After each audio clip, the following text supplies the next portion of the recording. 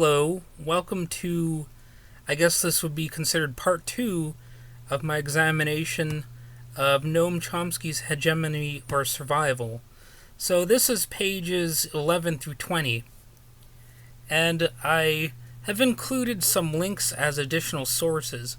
Most of the other info can fairly fall under the rules of citing common knowledge, or if you really demand to see a source for something, let me know in the comments and I'll do my best to provide one of quality. Anyway, as I talk about Chomsky's book, I'll branch off into my own thoughts and feelings on American wars and such, with a special focus this time on Afghanistan, with a light smattering about the Founding Fathers. Those are all things that Chomsky mentions in these first 20 pages. Now, as I discuss stuff, I don't want to offer the false impression that I have encyclopedic knowledge of the events in Afghanistan, Saudi Arabia, Iraq, American history, etc. However, I do research these things, and I will go in depth into what I've learned over the years, some of which ought to be considered shocking. Also understand that I'm just barely scratching the surface of what's really going on, but in a saner world, these details would still be enough to rock some adult babies out of their standard American slumber. So we're going to start with page 11 this time. Page 11 deals with national security strategy at first, and there's a quote that really leaps out. It says, "Our forces will be strong enough to dissuade potential adversaries from pursuing a military buildup in hopes of surpassing or equaling the power of the United States." Obviously, this book was written before Trump, but it's striking how much of what Trump has done could have been done under previous administrations. Practically everything about Trump is built upon what came before him. He is really a symptom of a greater problem. For example, plenty of politicians blather on about a balanced budget, and it's always done on the backs of the poor. And tax cuts passed by Congress supposedly give our economy a real shot in the arm. This is why many Republicans in Washington are talking about tax reform, and it's definitely a part of why Trump does it, because he's got a lot of rich buddies, so including himself and his own family. So really, that's nothing new that Trump brings to the table. Meanwhile, the international scene is replete with warnings of the dangers of isolationism, even though Trump is still an internationalist. He's still an expansionist. He's not been expansionist enough for some people's tastes. And you can look at what President Donald Trump said during his inaugural address. Quote, "We will seek friendship and goodwill with the nations of the world, but we do so with the understanding that it is the right of all nations to put their own interests first. We do not seek to impose our way of life on anyone, but rather to let it shine as an example for everyone to follow." Yeah, right. Anyway, he continues, "We will reinforce old alliances and form new ones, and unite the civilized world against radical Islamic terrorism, which we will eradicate from the face of the earth." Now, there are things I'm going to mention in this video that will almost make you laugh at the cruel reality of such comments, because the United States has done actually quite a bit to create radical Islamic terrorism. You'll find that out quite literally in some cases. But anyway, he can determine what constitutes radical Islam, of course, and he's been hypocritical along the way, like so many past administrations. And I will get more into that as these pages unfold here. So, page 12 of Chomsky's book is about how we will leave the world more dangerous and divided, and the United States less secure, which is, of course, something we have definitely seen. We're still hearing a familiar narrative fed by both parties, and that is this paranoid aspect that's just building and building. Basically, the message is that in the Middle East and throughout the world, America is besieged by enemies. And obviously that includes domestic enemies, which includes the general population. On page 13, Chomsky quotes Kennedy advisor Arthur Schlesinger. I have a hard time pronouncing that one. But anyway, Schlesinger says, the global wave of sympathy that engulfed the United States after 9/11 has given way to a global wave of hatred of American arrogance and militarism. That is also true. In other words, the honeymoon was over at a certain point. And a lot of the goodwill that happened was basically just tossed in the trash. And not very long after September 11th. So, of course, page 14 goes on to deal with Bush claiming that we have to stand against Iraq, which was a country that had deadly weapons in mass quantities, was the saying at the time. Of course, America has at times claimed to stand in solidarity with the Afghan people against the Taliban, even though America bombed the crap out of Afghanistan, as everyone knows. And as bad as Trump is, he has had negotiations with the Taliban as a simple matter of fact, and they apparently haven't been an absolute disaster in all respects. So the New York Times gets into that. They quote Haqqani, the deputy leader of the Taliban, and he basically said in February of 2020, quote, I am confident that, liberated from foreign domination and interference, we together will find a way to build an Islamic system in which all Afghans have equal rights, where the rights of women that are granted by Islam are protected, and where merit is the basis for equal opportunity. He even refers to the right of women to have education and the right to work. So this is from the New York Times, remember. It's not, some obscure text online. While it's obviously iffy to trust somebody from the Taliban, it has become clear that if you at least talk to people, you might be able to introduce new ideas, including at least the ideas of reforms and rights. Even if these people are radical and violent, they might still come to understand that they could be wrong about certain things. And it's harder to negotiate with bombs and bullets, right?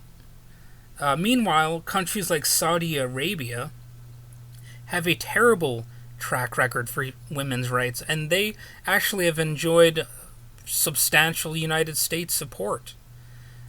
And recently they have introduced talk of new reforms on females traveling alone, but here are some things there that women still can't do, according to news magazine The Week. That's W-E-E-K, not W-E-A-K. Anyway, women cannot wear clothes or makeup that show off their beauty. They cannot freely interact with men. The sexes are in many ways segregated. They cannot completely compete freely in sports, nor can they try on clothes when they go shopping. All of those are considered serious issues. And so a person can technically also be executed for adultery or witchcraft. They also torture confessions out of people and execute them for it. And they have mass executions of people perceived as belonging to threatening groups. So why is the United States allied with them? Obviously, this is a question we should be asking our leaders. And ironically, as bad as the Soviet Union was, the country of Afghanistan might have been better off had the U.S. not backed the Mujahideen rebels, which included people like Osama bin Laden in its ranks. But, of course, the propaganda had to support the people of Afghanistan against the communist enemy, only for the U.S. to utterly abandon the Afghan people and encourage warlords to take over through Pakistan's ISI. In conjunction with Saudi Arabia's General Intelligence Directive, this assured the war-torn country wouldn't calm down much for quite some time, if ever. So in a way, this has been one of the absolute dirtiest ongoing war operations in U.S. history. Unfortunately, it is similar to what every U.S. leader has done, at least every U.S. president, even when it did not make sense. Our support for brutal warlords might not withstand scrutiny, so the media tend to just look away. Sometime after the Soviet Union invaded Afghanistan, the U.S. didn't even support the relatively moderate Mohammed Najibullah, who ended the one-party state and gradually severed the country's ties to communism. You would think that would be enough for him to get substantial support, right? But he had former communist ties, so that basically dealt the death blow to that prospect. Even though he abandoned the Soviet Union, Najibullah and the USSR eventually fell anyway. While this happened, the Afghan Mujahideen continued to be supported by Pakistan, and as stated earlier, the United States by proxy. Rather than forming a stable parliamentary system, the Mujahideen simply took over, eventually morphing into the Taliban. Did the U.S. back the right pony? Probably not. Upon their rise to power, the Taliban abducted Najibullah from UN custody, tortured him to death, then dragged his dead, castrated body behind a truck through the streets of Kabul. For good measure, they did this to his brother as well. There are other truly bizarre aspects to the story, too. According to the Washington Post, quote, during that time of Soviet occupation, regional military leaders in Afghanistan helped the U.S. smuggle books into the country. They demanded that the primers contain anti-Soviet passages. Children were taught to count with illustrations showing tanks, missiles, and landmines. They acknowledged that at the time it also suited U.S. interests to stoke hatred of foreign invaders. The textbooks are apparently still widely available today and distributed, and were funded in the 1980s largely by an aid grant to the University of Nebraska, Omaha, and its Center for Afghanistan Studies, and the books were smuggled into Afghanistan by regional military leaders. So that's something to think about. We basically helped radicalize, a sizable portion of the Afghanistan population.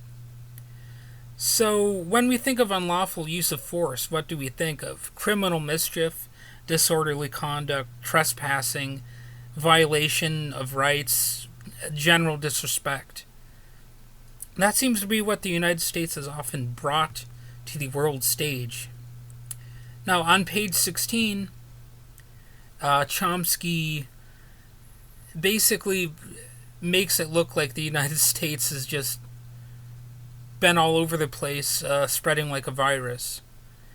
And it's like we're a mad scientist almost, and the globe is just our series of tortured laboratory experiments. That might be another way to look at it. It reminds me of what comedian Bill Hicks said back in the day. Quote, I'm tired of this backslapping, ain't humanity neat bullshit. We're a virus with shoes.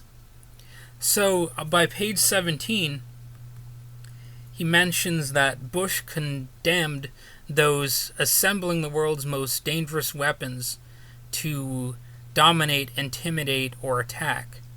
But what have we been doing, What has the United States been up to? We've been assembling the world's most dangerous weapons to dominate, intimidate, or attack those who we claim do not share our way of life. In fact, the United States is also the only country on Earth to have launched a nuclear attack on another country. Japan, obviously. So if anyone is to lead the charge against deadly weapons, should we really be the ones? Anyway, on page 18, Chomsky delves into an expert on government who's anonymously said that this administration is capable of any lie, in order to advance its goal in Iraq. And of course, that's another continuation of people in the past who've just lied their heads off. And we're seeing more of that today. There's a stark irony to all this. The ability to even raise a pious generation, like the conservatives so claim they want, is actually gutted if your entire country is brimming with lies, murderous wars, torture, and constant immodesty on the worldly stage. That aside, warmongers pretend it's the virtuous thing to do. There are some more practical things we can immediately learn from all this. Life is obviously more complex than all of America's silly platitudes of good guys versus bad guys. For example, Trump takes credit for the al-Baghdadi raid, but he pulled forces from northern Syria, which some say jeopardized that very mission. Similarly, it's not fairly well known that U.S. weapons given the Syrian rebels ended up in ISIS hands. Also, as The Independent explains, ISIS was actually born out of the Iraq War, thanks largely to America's policy of mass incarceration after Saddam Hussein. One of the Independent's headlines says, Camp Bucca, the U.S. prison that became the birthplace of ISIS. So, is that far-fetched? Are they exaggerating? Are they just being liberal media? Well, the article explains, quote, according to former prison commanders, analysts, and soldiers, Camp Bucca provided a unique setting for both prisoner radicalization and inmate collaboration, and was formative in the development of today's most potent jihadist force. The article quotes Andrew Thompson and Jeremy Surrey in the New York Times, quote, their time in prison deepened their extremism and gave them opportunities to broaden their following. The prisons became virtual terrorist universities. The hardened radicals were the professors, the other detainees were the students, and the prison authorities played the role of absent custodian. So again, that's what The Independent says about all that. And if that still sounds too far-fetched, just consider how standard American prisons tend to create radicalized racist gangs, and that this explains a good chunk of the competing gangs on America's streets.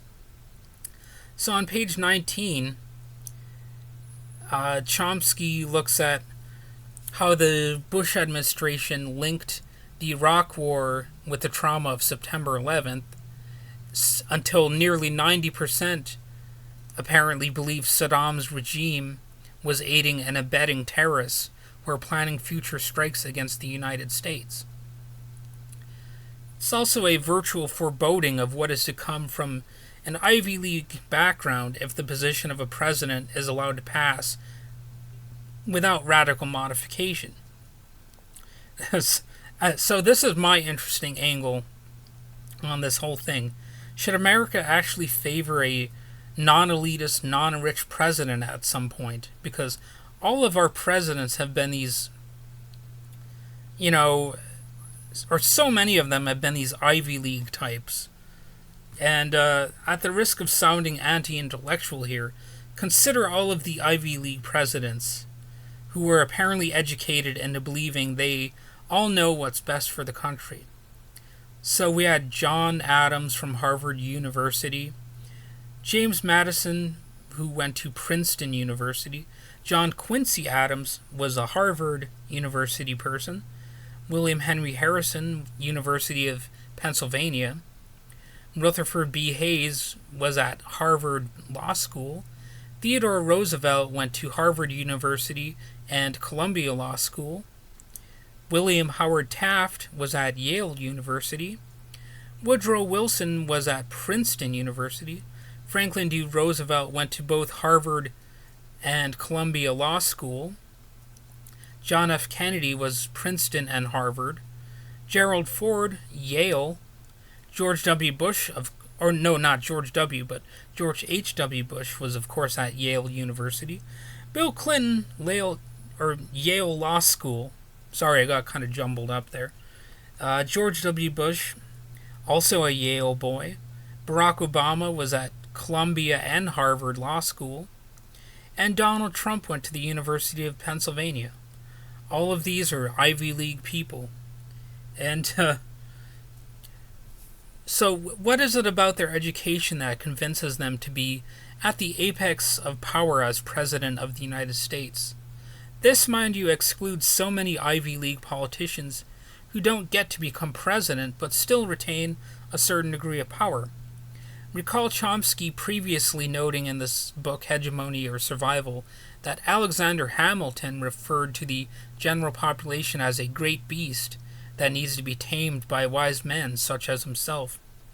Hamilton was initially enrolled at the Elizabethtown Academy Prep School, then at King's College, which was linked to Columbia College, which is itself obviously affiliated with Columbia University. And that is Ivy League as well. So for all the greatness attributed to Hamilton, let's not forget that he died pathetically and stupidly in a duel with Vice President Aaron Burr. So America has this violent streak with all these power-grabbing Ivy League boys.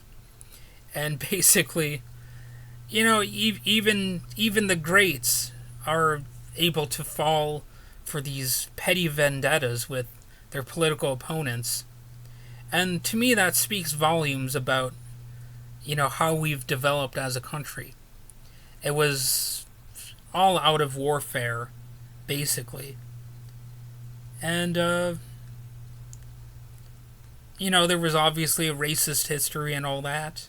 Slavery. A lot of our founding fathers did own slaves, and they had some very negative views about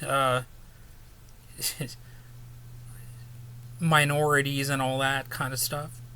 So anyway, on page 20, basically it's a continuation of what Chomsky was talking about already, and deals a lot with the people being a great beast that needs to be tamed. And it got me to thinking that with America constantly at war with others and itself, it conjured up an image in my head. I imagine Uncle Sam with a flaming longsword, smiting every opponent until society appears to irrevocably break down, and he turns to flee the monsters hidden in his own shadow. Then the great American eagle emerges from said shadow and swiftly perches before him, eyes bitter and angry. Then it proceeds to clasp Sam's narrow neck in its majestic beak, then with a powerful twist, breaks it in a truly unceremonious fashion. The fight is then over, and the eagle knows the others are still outside in the rubble of former buildings, waiting for a true realization of freedom, but paralyzed with fear over the solemn, mighty bird. One mythological symbol is replaced with another, and the fearful obedience to power continues unabated.